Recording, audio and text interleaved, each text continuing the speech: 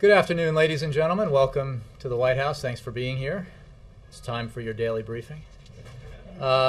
Before I get started with questions, I think you all know by now that the President and the Vice President visited the Norwegian embassy in Washington to offer their condolences to the people of Norway after the tragic killings that occurred last week.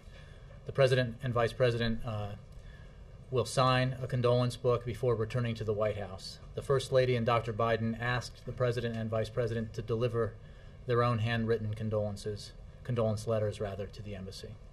Also, I just want to mention, obviously we all watched this President last night. He spoke to the nation about the debate we're having in Washington over the need to raise the debt ceiling to make sure that America honors its obligations, and the need to reduce our deficits in a balanced way. He believes that the American people overwhelmingly, no matter their political affiliation or whether or not they're even affiliated with a party, believe that Washington should come together, that Washington should compromise, and that a balanced approach to deficit reduction is the right approach.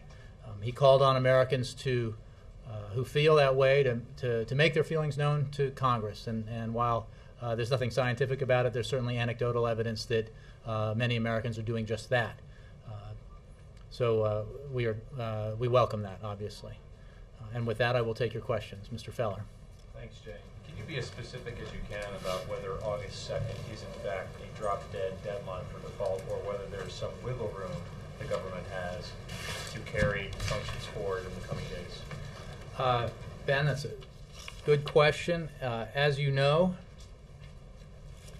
the United States hit its debt limit in May. And since May, the Treasury Secretary, using authority that he has, and doing what previous secretaries of the Treasury have been able to do, has exercised all the wiggle room available to him. And that runs out on August 2nd. That's not a guess. It's not a political opinion. It is the judgment of career analysts at the Treasury Department. Beyond that date, we lose our capacity to borrow. We give up our borrowing authority without action by Congress. And the result of that risks default for the United States for the first time in our history, as we face the reality that we take in only 60 cents for every dollar we owe. And that's not a situation that we believe will happen, and it is certainly a situation that should not happen. The President said last Friday that he was already talking to Secretary Geithner in terms of the consequences if there's default. Now, maybe just reiterated that you don't think it will come to that, but in a sense of prudence, is the government in fact already game planning what would happen if a default happens, communicating that to other leaders, to the states? And is there anything you can share with the American people? Well, as you have heard the Treasury Secretary say, every president, every Treasury Secretary, Republicans and Democrats, have taken a hard look at this issue and reached the same conclusion. This goes to your question about August 2nd, that there are no more measures that can be taken. Of course, the Treasury is having discussions with OMB, with the Fed, to work through how we would manage this impossible situation, this impossible position. But it is important to state again that we do not believe we will get there. We think we take the leaders of Congress at their word, that they agree with the President, that it is unthinkable and unacceptable for the United States to, for the first time in its history, default on its obligations, and that action will be taken by Congress to ensure that does not happen. Time is running out, so while we remain confident, we also understand some of the anxiety out there, because we are pushing this to the last minute, and that should not be the case. But in the end, we believe Congress will act appropriately. I've got one more, please. There have been many times when a bill's been proposed and the White House has said that should that legislation get to the President's desk, he would veto it, even before it moves through Congress. If Speaker Boehner's bill, the Republican bill, made it to his desk, would the President veto it? Well, as you know, the White House Chief of Staff addressed that explicitly on Sunday. Well, that was before the Boehner bill was unveiled, so it wasn't directly connected. That position hasn't changed. It is, however, moot, because, as the President made clear last night, we're in a stalemate. The Speaker's proposal cannot pass the Senate, will not pass the Senate, will not reach the President's desk. I mean, this is the problem we have, is that we need Congress to produce something that is a compromise and that therefore can get support from Democrats and Republicans in both houses and reach the President's desk and meet the President's approval. That's why we need compromise. And the President, spoke in detail about why compromise is essential and why there is an admirable and long history of Republicans and Democrats with strong disagreements and differences of opinion and ideological differences in the past coming together and finding compromise on tough issues. President Reagan did it with Democratic Speaker Tip O'Neill. President Clinton did it with Republican Speaker Newt Gingrich. This president did it with Republican leaders in December. It can be done again, and it must be. I would note that the Speaker of the House in his address last night that followed the president's never mentioned the word compromise, and yet that is the only alternative. We have a divided government. We have a two-party system. No party controls every branch of government. Compromise is the only option, and we will hopefully get there. No chance it passes the Senate? No chance? Well, look, we do not believe it will pass the Senate. Senator Reid, I believe, said today on the floor that it will not pass the Senate. He is the majority leader, has a pretty good feel for the place. We certainly strongly feel that it is not a bipartisan compromise measure, and that it is not.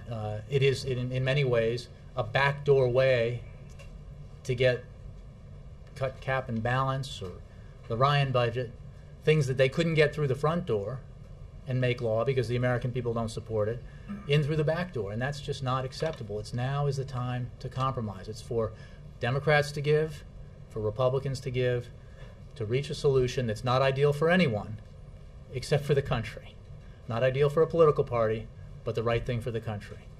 The President has demonstrated his willingness to do that repeatedly, in public and in private. He's got skin in the game. He has made clear that he will make compromises. He came this close in negotiations with the Speaker of the House in great detail, making clear the kinds of decisions he would make that are tough and the kinds of decisions that he would endeavor to persuade Democrats to accept in order to reach a compromise, because he believes it's the right thing to do. Yes? Jay, some conservative Republicans are expressing skepticism that even the Boehner plan could pass the House. So if that's going to have difficulty, how could the Reid plan pass the House, and what is the path forward? Well, I hung up my reporter cleats when I used to be cover Republicans on the Hill. I had a better feel for what could or couldn't pass the House. I leave that up to others to judge. I think the plan put forward by the majority leader in the Senate, Senator Reid, is a much better option. It represents compromise. Others have pointed out that it doesn't include revenues in it explicitly, except for tasking a committee to deal with the hard issues of health, entitlement reform and tax reform. It has substantial, considerable, deep spending cuts. It addresses the absolute need to lift the cloud over our economy that the uncertainty about whether or not we will default has created. It is a legitimate compromise measure. We believe that it could pass the Senate and the House if folks gave it a fair shake, and we appreciate Senator Reid putting it forward. There are some lawmakers, Pat Toomey and others, saying that the calm in the markets so far indicates that there isn't a crisis in the same way that the administration has said there is. What is your answer to that? I would simply point to the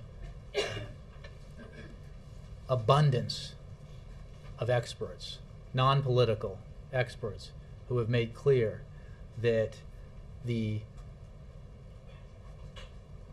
prospect of the United States losing its borrowing authority and risking default is horrible to consider, cataclysmic potentially to our economy and the global economy. I've done it enough times that I won't do it again, but I could read to you from letters written by President Reagan saying just that, by then Treasury Secretary Jim Baker saying just that, Republicans of all kinds saying just that in the present day. It is simply wrong. To risk that is to make a terrible mistake and to play chicken with our economy. The fact that there remains confidence in the world that Washington will, at the last hour, get its act together and do the right thing is a good thing, because we always have, and we believe we will. But it is whistling past the graveyard to suggest that this is some sort of game and that we're not serious, and that the risks aren't enormous, because they are. Yes, Jay. The Reid bill, which the president would not consider to be a balanced approach, appears not to have enough votes to sustain a filibuster by the Republicans, and the Republican leadership says that they don't think the Reid bill can pass. If the Boehner bill is the only bill that passes, why would the president not at least try to embrace a way to avoid default? The Boehner bill can't pass the Senate, Jay. I mean, if you're saying that the Reid bill could get a majority in the Senate but not clear the filibuster, all that, right, but all that says to me and to the president is that we have to find a compromise. We have to set aside, and we believe that this is important for the Republicans to do, because they keep putting forward measures that don't represent compromise, that don't give on their issues, that, as they say, are just new versions of the same things they've been trying to do, that we need to stop that, and we need to work together to do something that allows us to extend our borrowing capacity and addresses our deficits, and creates the opportunity or the condition to further address the hard issues of entitlement reform and tax reform. Right, but But you're asking me if neither of these things passes, what happens? And I think no, I'm not asking you that. I'm saying if one of them is capable of passing a body of Congress, and the other one can't even pass the Senate bill can't even pass the Senate, why not look at that as a way out of this? Even I understand you oppose it, but it's better than nothing, right? But Jake, first of all, that hypothetical hasn't come to pass. Secondly, like you said, it's the way the House and the Senate work. But if you're going to get similarly narrow majorities in both houses, it does not represent a bipartisan compromise, especially if it's purely partisan on both sides. That's not how this needs to work. It's not the way in a divided government that it can work to create the kind of balanced approach, even if it's unsatisfying to certain members of Congress, in order to address this serious problem. So, we can go around and around, but I don't have an answer to you because it hasn't come to pass. I think that what all of this shows, and the reason why the president spoke last night, was to inform the American people about the fact that a stalemate exists. And the scenario you just put forward demonstrates, if it were to come to pass, that the stalemate exists. We need a bipartisan compromise, a word that, for all the wrong reasons, has become a dirty word in Washington, when in fact most Americans out there are not absolutists in their views about what Congress should or shouldn't do. They just want Washington to work for them. Is the White House working to arrive at a compromise? Every day, every hour, all weekend. The fallacy that we have not put forth detailed proposals when the highest members of this administration have met regularly with leaders of both parties in both houses, trading ideas on paper. As you know, the president gave great detail on Friday about the proposals he had been negotiating with the Speaker of the House. Then many of you went and spoke with senior White House officials who bombarded you with numbers that demonstrated the level of detail to which we have been engaged in negotiations with the Speaker of the House. We have operated in good faith. We have made extreme compromise. Since everything broke down on Friday. Yes, we have been in regular contact with leaders of both houses and both parties. And so what's Plan B? We're working on Plan B. But obviously this is Congress has to come together. There has to be a product that can pass the House and the Senate and be signed into law. We're part of that process, and this president has been engaged in an intense way at a great level of detail, and that continues. And we believe that we will get to a point where we will reach the kind of compromise that is essential to ensure that America does not default on its obligations and to ensure that we begin the process of significantly paying down our deficits. Yes? Thanks, Jay. The Speaker has effectively cut the President out of a significant part of the discussions going on. Does the President feel sidelined? Absolutely not. I think not for any lack of trying to keep things somewhat quiet. It's been made clear that conversations between the White House and leaders of both parties in both houses have continued through the weekend into this week, and they have to continue because we have to find a compromise. We believe that that's why that's what we're here for. That's why the President and the Vice President were elected. That's why each member of Congress was elected, to work together to produce action that benefits the country. And working together means you don't get to just decide in the group of like-minded individuals that this is what you want and try to force it on everybody else. You can try to persuade everyone else that you're right, but when that process fails, as it has, you need to compromise. And that's where we are. The Speaker has said publicly he doesn't want to deal with the President, he wants to deal with the Senate, and we're not seeing the kind of meetings that we were seeing before. How is that not very much a change in the President's role Well, on this side? We have, it is a helpful question in that it elucidates where we've been here. Either the President isn't engaged enough or he's too engaged. It's always, he has met regularly with the leaders of Congress. He has met individually, collectively with the leaders of Congress. He is steeped in the detail and has been engaged in the negotiations. His Jack Lew, Rob Neighbors, Bruce Reed, many others have been intensely engaged in this, and they continue to be. Whether that entails large formal meetings in the cabinet room or telephone conversations, it continues. And we're just looking for a process that produces the result that America needs to ensure that the economy stays strong, that it keeps creating jobs, that our credit rating is maintained, and that we are able to address the serious issues of reducing our deficits and getting our debt under control. The process is far less important than the result. And you said, it seems significant that the President did not outright say that he would veto the Boehner plan. And you say it's a moot point, but at the same time, there was a veto threat on CCB, which wouldn't have made it to the President's desk. So you could argue why not on this? The way these processes play out, and SAPs are produced. I'll leave it to the people who produce SAPs, which are statements of administration policy. The White House Chief of Staff. SAP? Those poor SAP? You haven't heard of SAP? I've heard of SAP. Okay. I'll leave it to the people who create SAPs, which are statements of administration policy. You all know what they are. So the point is, we've addressed this. The President's made clear his position on that proposed legislation or that now existing legislation. The White House Chief of Staff asked about this, addressed it clearly. We weren't, the point is we don't think it's going to come to pass, so it is a hypothetical. But our position has been clear. You could say the same thing about CCB. But the White House Chief of Staff said so. He said the President would veto it if it hit his desk. That's pretty clear. So why not a SAP? Again, I refer you to the producers of the SAPs. You have nothing Nora, to do with that? I don't produce SAPs. The President has nothing to do with that? We'll get back to you on that. Nora. Jay, would the President sign a debt ceiling increase that includes no new tax revenues? I think the President made clear that the option that the Majority Leader put forward was a better option than the Speaker of the House put forward. Not an ideal option, but a better option.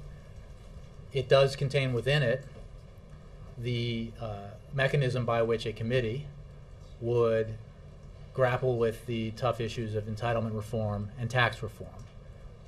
In other words, revenues. But it does not contain within it upfront revenues. And guess what? That's a compromise. The word that wasn't spoken by the Speaker of the House last night, that's a compromise.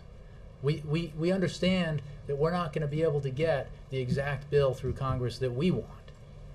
We accept that. We think it's important that what does emerge can get support from Democrats and Republicans and can be signed by this President.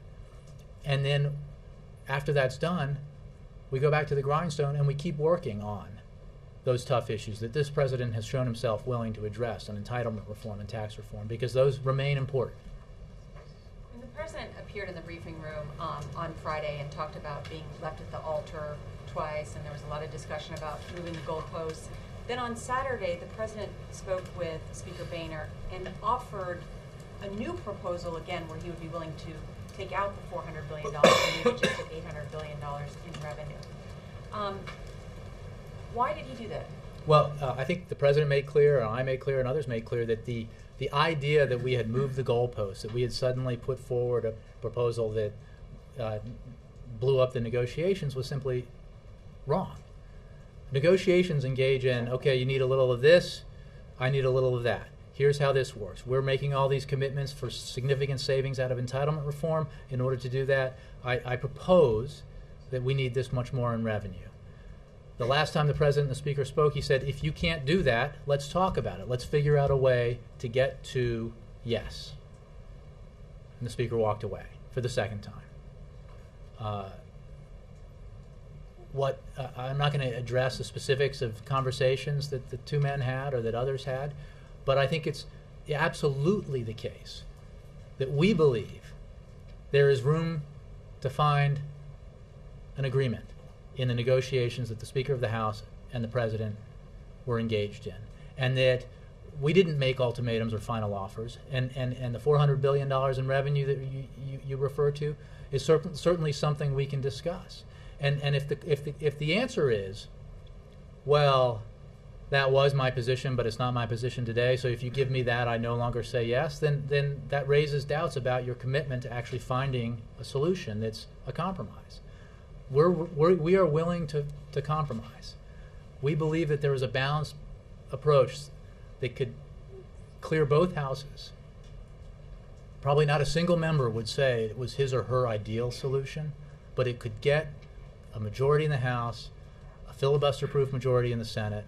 It would get support from Republicans and Democrats, and it could be signed by this president. And most importantly, it would remove the cloud hanging over our economy created by the uncertainty over the lifting the debt ceiling, and it would address in a significant balanced way the need to reduce our deficits going forward. Congressman Jim Jordan, who heads the Republican Study Committee, has just said, I don't have an exact count, but I do not believe there are 218 Republicans supportive of Boehner's new proposal. If the White House believes that Boehner's proposal is going to fail, and there's already some Republican defection, and the Reid thing is not going to pass 60 votes, why not convene everybody back here to the White House? And as you know, we've had a lot of meetings here, and a lot of them have been called on fairly short notice, and I'm certainly not going to preclude the possibility that more meetings will come. You know, we are doing whatever it takes to try to reach a compromise here, as you know, and this president continues to be willing to do that, whether it's phone calls or it's meetings, additional proposals, or standing back because leaders of Congress tell him that that's the best way for them to reach a solution. His views are well known. His proposals and commitments have been detailed in word and on paper, and he remains open to finding a way to compromise with Republicans and Democrats. Yes. Thanks, Dave. To follow on that, Is this the first? yeah, this is our first exchange from the seat. You're right. Hey, actually, this is your good side. Thank you. I knew you had a one-liner. I thought it was a good one. I actually moved to the left. So. Yeah. My right, your left. It's very confusing. You're right, my left.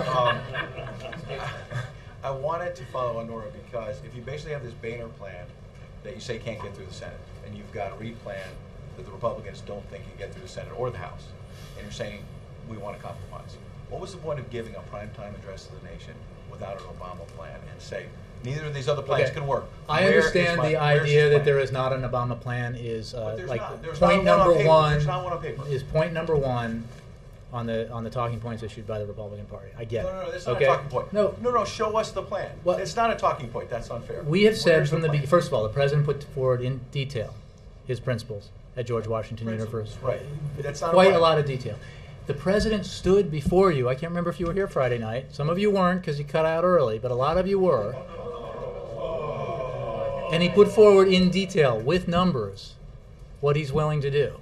He then referred from the podium to the fact that White House officials would be briefing in detail what our plan is. Now, the purpose of putting forward a plan on paper, our interest in this has been to get a compromise, to get a deal. It has not been to politically position ourselves, say, with things that appeal to our base, maybe pieces of legislations that we know can't pass, but it'll be greeted warmly by certain constituencies. Our goal, and the reason why the negotiations have been conducted the way they have been conducted, is because we want a result. That's the way the president has, and it is simply not the case. The senior members of the House Republican leadership can open their desk drawer, pull out reams of paper that represent the president's proposals and his counter proposals and his counter proposals and his understanding that they need more of this and that he would like more of that. There is plenty of detail. But if even the president gave numbers on Friday night, White House aides were saying last night he was giving this speech to the nation because most Americans were not paying attention until last night. So even if he gave these numbers on Friday night, they have not, the American people were not paying attention Friday night by your own estimation. So why didn't he say last night, here are the 9 things that I support, here are the numbers, here's what I want to do on taxes, and just lay it out and say, call your congressman with this, not with this vague. The point, the fact is, you address the nation only so often on prime time. The president has been out here with an unbelievable amount of regularity talking to you, talking to the American people throughout this process. He has put forward in great detail. If you guys haven't talked about it on the air or put it in your newspapers or online, then you should, because the detail is there. Secondly, he needed to talk to the American people last night because, for a good reason, because they have their own lives to worry about, and they count on Washington, not always to take care of everything, but to take care of the big things, like making sure we don't default on our obligations. And he needed to talk to the American people, to those Americans who haven't been paying close attention, to let them know where this stands and why it's so important and why the risk is there that if Congress doesn't act, and we believe it will, something that has never happened before in our history could happen, and it would be very bad indeed. That's why he had to address the country and why he wanted to explain to them his view that compromise is so necessary. One other quick thing. I think on CBS Radio this morning, Dan Pfeiffer said that if Congress does not act by August 2nd, this could lead to a depression. Is that your position, that we might have a depression in America? You know what? Depression is what I know, what economic experts have said is that, and again, Republican and Democrat, Jim Baker, Ronald Reagan, all sorts have said that a default on our obligations would produce an economic calamity. How you define that obviously depends on how long it lasts and what the ongoing implications of that would be. We don't believe it's come to pass. Economic calamity is plenty scary, and we should not even entertain that. But over the weekend, Democrats are saying there's going to be a Boehner drop if there's no action. Asian markets are going to crash on Sunday. It didn't happen. American markets didn't crash on Monday. Okay. Thankfully, they have not crashed on. I want to move on, but you should go on the air and tell your viewers there's nothing to worry about. That's one approach. Chuck. Jay, why not release the last offer that Boehner made to you? I mean, I said if you don't want to release your own plan, release that plan. If that's the deal, that's the last offer he made, and you guys are willing to go back with a few minor tweaks, release it. Well, it's the last week. Release it. I'm not going to look. We have shown a lot of leg on what we were proposing. Where? From the podium, right here, and from the Roosevelt Room. You could, certainly the Speaker of the House can address, or his people can address what they were, what their last offer was. They claimed that they walked away from the table because of the $400 billion. Why not you do it? If they throw it out there, I mean, the president stood here, Chuck. Again, I can't remember if you were here. It might have been Kristen, but the president stood here on Friday night and went into great detail. You should look at the transcript. President's people there's still met nothing with. out there. Why not just release that plan? Is it because You need something printed for you. You can't write it down. There is ample detail. It's not a plan. No, it's not it a plan. is- It was details of the plan, but it wasn't a plan the same way that we're getting a plan on the House side or that we're getting a plan on the We Senate don't side. know what It's the not. Medicare thing is. We don't know what the Social Security part of this is. There wasn't. I mean, there was a lot of We talked in missing great detail. detail about what's in Medicare, and you know it. Why not put it out Yeah. there, though? You guys went Look. before the American people last night. And I know that you're probably getting frustrated because we're all asking a version of the same question. But you went before the American people last night and said, come, call your members of Congress and tell them we want a compromise. Well, you had a plan that you were making the case for, which sounded like a version of the compromise. Release it to the public. I mean, that's... $1.5 to $1.7 trillion in agreed upon domestic discretionary non-defense savings cuts.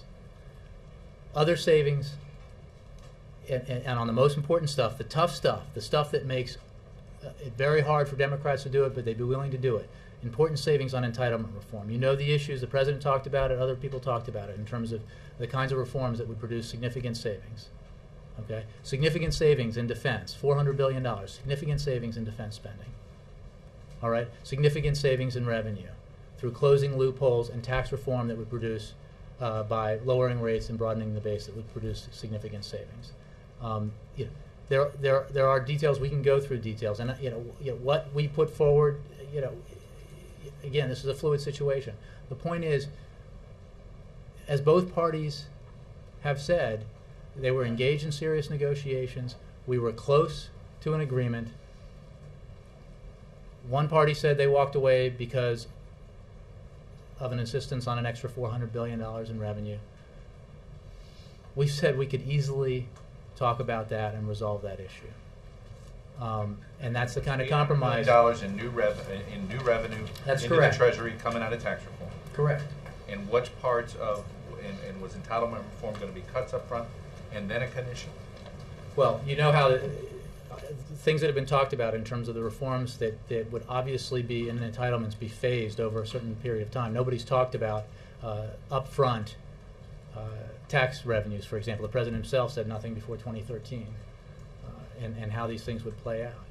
But these were significant savings, real savings, the kinds of things in terms of entitlement reform that people have talked about for a long time, and Republicans in particular, the president was willing to do. And he was looking for a partner, and he felt he had one, and he hopes he still has one going forward. If he comes back with that $800 billion check, why don't you guys just accept the deal? Ask a senator to introduce it in the Senate. We'll see. Carol? Just quickly to follow on Chuck's, I mean, the president did say to us on Friday that you guys would open the books and show us the paper. And then when we were in the Roosevelt room, there was paper that we asked for that we weren't actually physically handed. The So senior is that people in what that you room can give that walked to you us? through the numbers, okay? I mean, we can engage in this, but you know that the reason why we've approached it this way is precisely to make it, to create the optimum circumstances for a compromise. It is, most of you are veteran Washington reporters. You know how this process works. That when you put forward a position, it becomes highly on difficult issues before a compromise is reached. It becomes charged politically, and your chances of actually getting an agreement diminish significantly. That's how it works. You know that's how it works. And it's for that you don't. Well, you should. Others do. It is precisely because we wanted and believed and hoped that we could reach a compromise, that the negotiations were conducted the way they were, by both sides, by the way. It is one thing to say that, yes, Republicans put forward plans that everybody knows can't become law. Republicans were also engaged in quiet, detailed, concrete negotiations to reach a You're compromise. worried about activists tearing this, activists on your side of the aisle tearing And this plan theirs. apart. And but theirs. that's why you didn't. That's why this hasn't gone public. You know how it works. Of I course. understand that, but that is the reason you. Because we wanted an outcome that if, as we've talked about, we've cited Bob Dole and others, you got to hold hands, get in the boat together. Okay? That's why. Yeah. One more, just, you said earlier we're working on Plan B. What do you mean by that? Is that because there's a real chance that what happens in the House and the Senate may actually not. We don't have the luxury of waiting Is the for. White House working on a specific Plan B? Is that what you The White House is working on talking to members of Congress about, as it has every day, 7 days a week, for multiple weeks now, about ways that we can get to a result here that does what it needs to do, which is ensure that the debt ceiling is raised, that the cloud is removed from our economy, and that we reduce deficits. Acknowledging that we won't get everything we want, that we may not grab hold of this unique opportunity as fully as we could have, and deal with issues up front like are embedded in this, like tax reform and entitlement reform. But we have to do something significant, and we absolutely have to ensure that we remove the threat to our economy that uncertainty creates. Does the lack of market reaction make it more difficult at this stage in the game? No, look, I'm not a market analyst, but I think it is a good thing that people still believe, as we believe, that Washington will eventually do the right thing and resolve this problem. And to the extent that that's reflected in markets, that represents our view, which, in spite of everything, in spite of the drama and then the back and forth, that in the end, because of the stakes and because of the need to do something and the reason and the fact that we're here to serve the American people, we will in the end do the right thing. Peter. Jay, after all the previous talk about corporate jets and so forth, what is the message from here to people who thought that the president was going to deliver an end to those tax breaks that he backed away from last week when he endorsed the plan? He didn't back away. He spoke at length about the need for balance, the need for he referenced corporations and individuals. The plan does not include those items. Again, we said it was a much better option than the speaker's proposal. It is not our ideal option. We still believe balance is the way to go. At some point, we have to go with the best possible option that ensures that we don't have this threat hanging over our economy and that achieves significant deficit reduction. Even within the proposal put forward by Senator Reid, there is a mechanism to continue to address the issue of entitlement reform and tax reform. You know, as I just said in answer to the last question, we agree that it would be best to address that now in a grand bargain, a bipartisan compromise. Short of that, we need to do take all the necessary measures to ensure that this threat doesn't loom over our economy and that we significantly reduce the deficit. So is the message then? The message is that we're willing to compromise. We'll fight the tax break fight another day.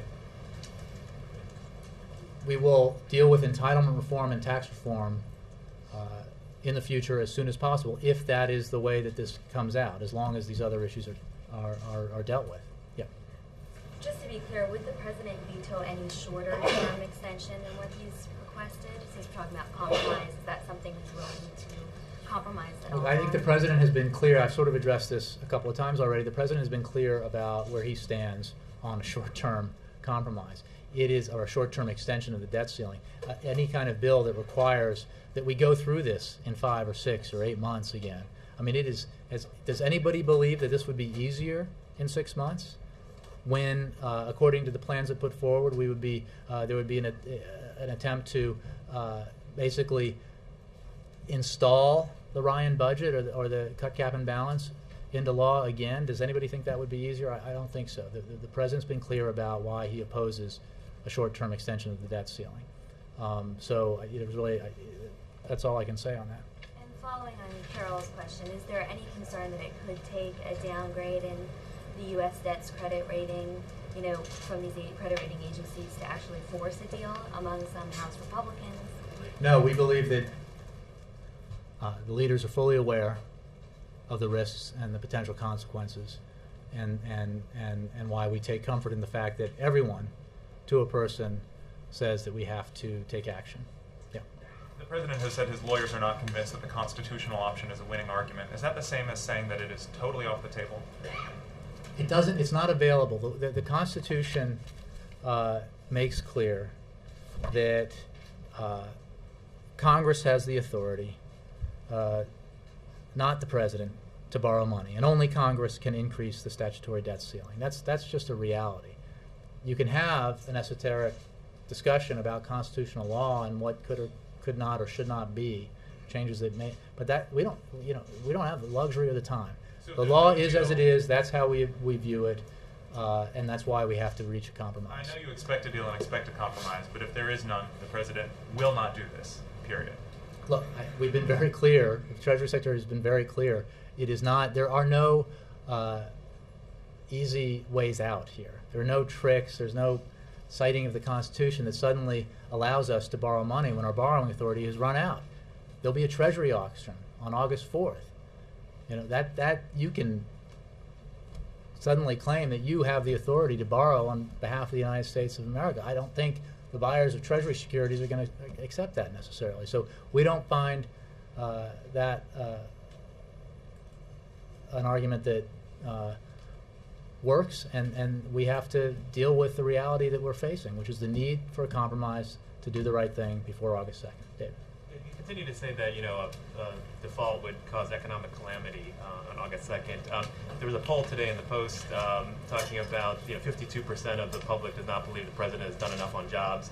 The president of the NAACP was out here last week and told us that he believed the worst is here for many of his constituents, and that he used words like Great Depression, and that you have to learn the lessons learned then are applicable now.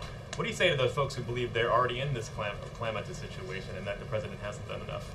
Well, I would say that we absolutely agree that the economy is not where it needs to be, that we are not growing as fast as we need to be, and that we're not creating jobs as fast as we need to be. The president has said many times that he will not rest until he knows that every American who's looking for a job has found one. It is also the case that while we are nowhere near where we need to be, we have gone from a situation where the economy was hurtling towards the abyss, and people talked about bank holidays and global economic collapse, where we were losing more than 700,000 jobs a month, where the economy was contracting by more than 6% a quarter, to a situation where we've been growing steadily, not fast enough, but growing, and where we have been creating jobs steadily, not enough, but steadily, more than 2.1 million private sector jobs. So, but there is no question. That's why, in this process, the president has been so insistent that we not do anything, that we not deal with our deficit in a way that harms our economic recovery, that we do it in a way that enhances our economic recovery, that we do it in a way that it protects the kind of investments that are essential to ensure economic growth. Do you think the message is not getting out, though, that 52% say it's not done enough? No, I think that these continue to be hard economic times for a lot of people, and that's why the president is focused every day on the economy, and why we need to continue to work to make sure that we're doing everything we can to grow the economy and create jobs, and we're not doing things that reverse that process. It's why the president, as I think he made clear on Friday and other days, supports an extension of the payroll tax cut, which undeniably enhanced growth and helped create jobs after it was passed for this calendar year last December in a bipartisan agreement between Republicans and Democrats and the president. He believes we should again reduce taxes for working Americans for next year, extend that payroll tax cut, precisely because we need to keep doing what we can to create jobs and grow the economy. Jackie? One quick one. You said earlier in the briefing 1.7 trillion, 1.5 to 1.7 trillion in well, what I had said in the past, and others have said, is that there was general agreement. I think Jack Lew and others have said this general agreement where nobody disagreed that $1.5 trillion in discretionary cuts. Okay, an additional $200 billion that we were willing to put forward. This is at the point that the compromise negotiations stalled. An additional $200 billion that we believed that we could support in non-healthcare mandatory cost savings that we believe we could get Democratic support for. That's $1.7 trillion. But on the offers, the last offers of President and Speaker Boehner was 1.2. I'm just trying to reconcile. Well, we can get you with people who know the numbers like the back of their hand, but there are different levels of 1.2 maybe non-defense discretionary. But in any case, there was a great deal of overlap and agreement on where we could cut discretionary spending. Then there was agreement on a certain proportion, $800 billion of tax revenues through tax reform. There was agreement on some of the measures that we could do to find savings through entitlement reform, not all, and that is where some of the tension continued to exist in terms of how that balance would work. I mean, you can't sort of say, well, this won't work for us without adjusting over here, because each side there has to be balance in the pain, if you will, that each side is going to endure in order to reach a compromise. We've seen House Majority Leader Cantor leave the Biden talks because of revenues, and Speaker Boehner's twice left his private talks with President Obama. Is it 3 strikes, you're out? I mean, it's the president explicitly given, and the president has endorsed. I think a football metaphor is better. You have 4 downs to get 10 yards. So you're saying that he doesn't think the big deal is dead?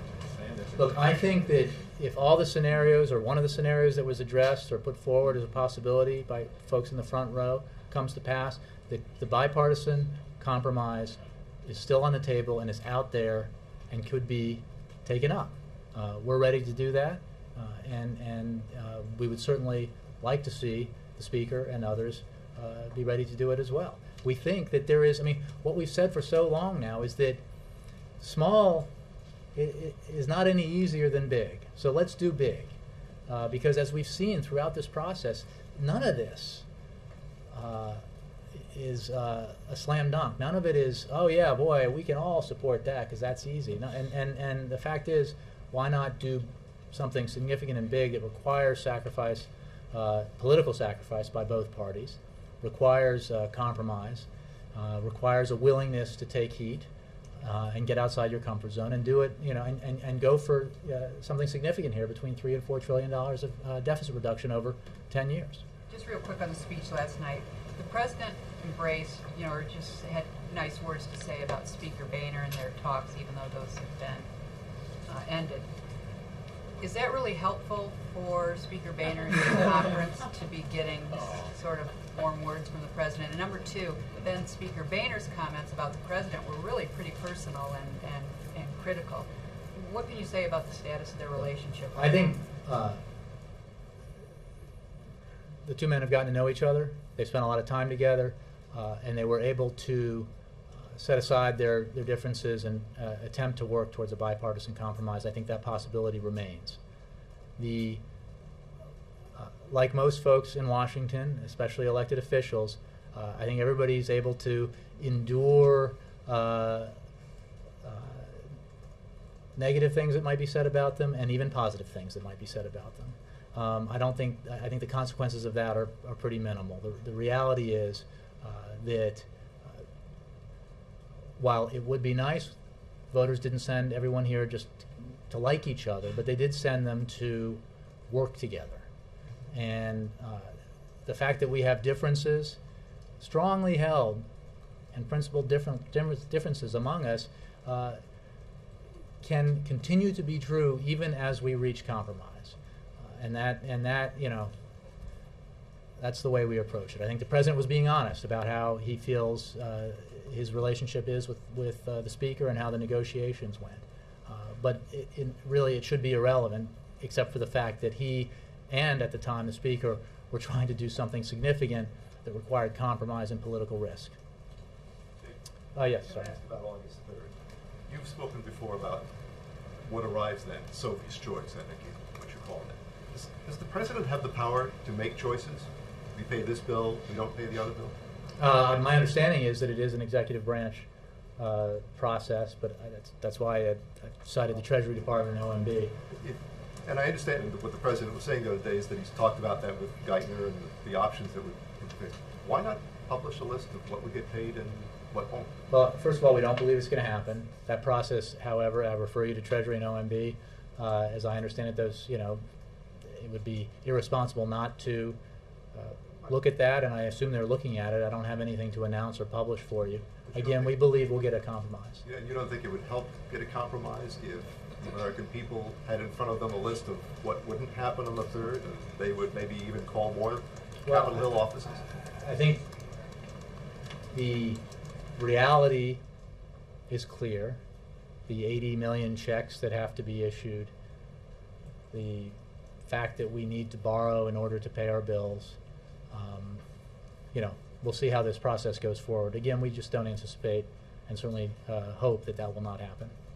Yeah. This morning, some House and Senate Republicans proposed a bill in which they would make sure that the debt service, Social Security veterans checks went out. Is it too premature to begin that discussion, or is it, or does the? Well, I haven't seen that legislation, but it would be they would be dreaming or engaging in wishful thinking if they think there are no trade-offs, that you can pay, like, so you decide what you're going to pay. There are other obligations that the United States government has because of legislation and decisions passed by Congress and decisions made by Congress, including, not mentioned in your list, maybe it is, the vendors who sell the United States government ammunition to ship to our troops overseas. And all the vendors who, these are private businesses that have business with the federal government. You know, there is no scenario here by which you can't escape the reality that if you don't have the authority to borrow, you can't pay all your bills in a timely manner. Yes, Christine. Sorry, go ahead. Well, I was just going to ask. This morning we spoke with Dan Coates, who said that he's getting a mix of calls from both sides. With phones ringing off the hook on Capitol Hill, what's the call volume here, and how is the response running? I'd have to check. I don't know. I have to check. Christine. Oh, we all love that. Okay. So with 7 days left and so far no deal in sight, I mean, in retrospect, do you... Well, there's a deal in sight. It's so close. Well, you say so, but right now there's not something that solidly will go through both houses and be signed. In retrospect, in terms of strategy, do you feel like maybe you would have had more success if you had perhaps gone to the American people earlier with these details, with these numbers that have come out since Friday? Do you feel like that would have been more helpful to have the call volume come in to the Capitol even earlier? Look, I leave it to you and then historians to examine this period and talk about how it unfolded. I think that in answer to questions that Chuck and Carol had about why we approached these negotiations the way we did, I think we have we're on solid ground in terms of how Washington works and what the best course of action is if you want a compromise and a result as opposed to a political position. The President did go in front of the American people in a speech at George Washington University, made very clear what his approach was, the balanced approach, which is the same approach he's taking to this day. The need for, if you're going to achieve significant a deficit reduction, the need for revenues to be part of that, and his absolute willingness to address the hard issues of entitlement reform, as well as the other difficult spending reductions that he was willing to engage in, or to accept. So, there'll be plenty of time to examine that. We think we have been operated in good faith. He's been engaged intensely. We think we got very far down the road with the Speaker of the House, and we believe that in the end we will reach a bipartisan compromise that will not be perfect, but will allow us to do the right thing by the American people. Chris. Thanks, Jerry. I want to go back to the issue of marriage. Last week, Governor Rick Perry of Texas said he believes the issue should be left to the states, and the decision to legalize same-sex marriage in New York is fine with him, even though he personally is opposed to same-sex marriage. That's virtually the same position as the President's. Is there any concern that the President may be misjudging support from the LGBT community heading into the election if he's offering the same position on marriage as a likely Republican presidential candidate? Look, Chris, I think you know that this President's record on LGBT issues is exceptional. He's very committed to it. He worked very hard for DADT repeal, and he continues to work hard on these issues. And it's not an issue of political support. It's what he believes is the right thing to do, and he will continue to do that. George. Any reaction to Congressman Wu saying he's resigning, and to the fact that this is the second Democratic congressman to be forced out under these circumstances as he waits? I hadn't seen that he was resigning, but so I don't have a reaction. Yes, sir. Amid the debt deficit situation, has the President been in touch with the major creditor nations, China, Japan, etc.? If so, what have they told him? And regardless of whether he has or not, what's his message for that?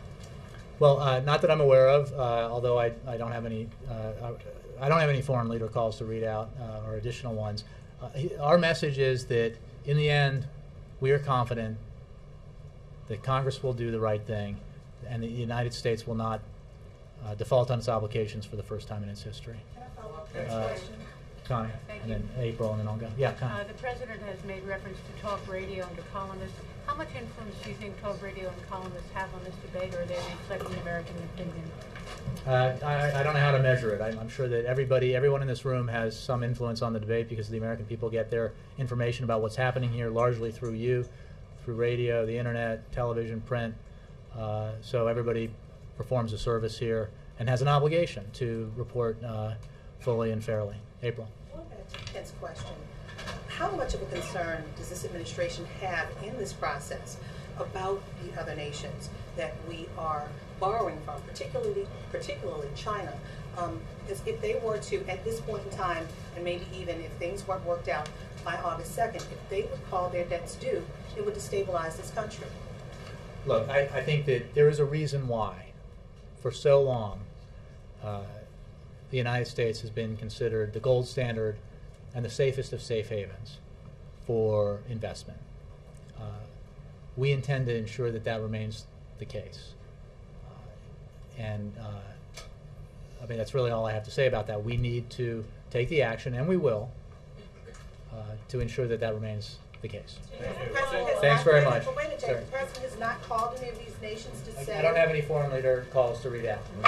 Thank you. Thanks.